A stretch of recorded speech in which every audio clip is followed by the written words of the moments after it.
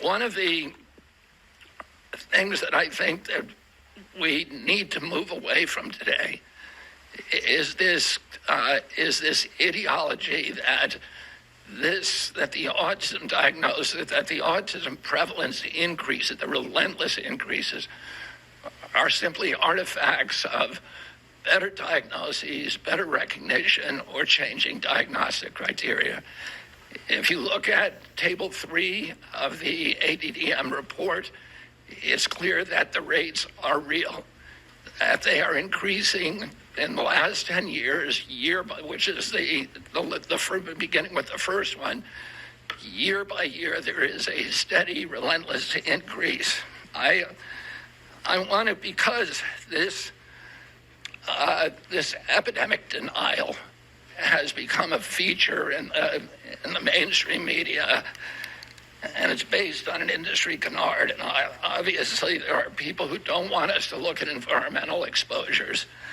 It has become abundantly clear to me that RFK Jr. does not understand what autism spectrum disorder is and how it has evolved over the years. He seems to be stuck in the past because when he talks about autism, he's often referring to the children that were diagnosed with autism back in the 1980s. This is the DSM-3 criteria for infantile autism.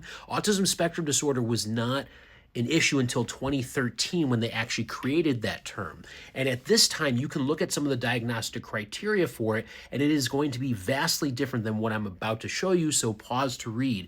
But keep in mind that they exclude people who have verbal or high-functioning skills in this particular set of diagnostic criteria. Here's the DSM-5 criteria that was published in 2013. So when we talk about the fact that cases have exploded over the last 10 years, it has to do with the fact that if you look at these criteria, it is much more inclusive compared to what was happening in the 1980s and 1990s. So it encompasses a wide spectrum of individuals as a neurodevelopmental condition. It has high variability, and the level of support that is needed is also highly variable. So you'll have many people who are very successful who don't need that much support or accommodations versus others that may need a lot of assistance. And so instead of focusing on saying that people are damaged or that this is a disease, we need to be focusing on not stigmatizing this disease, providing more support for people. And yes, we should evolve our understanding of autism spectrum disorder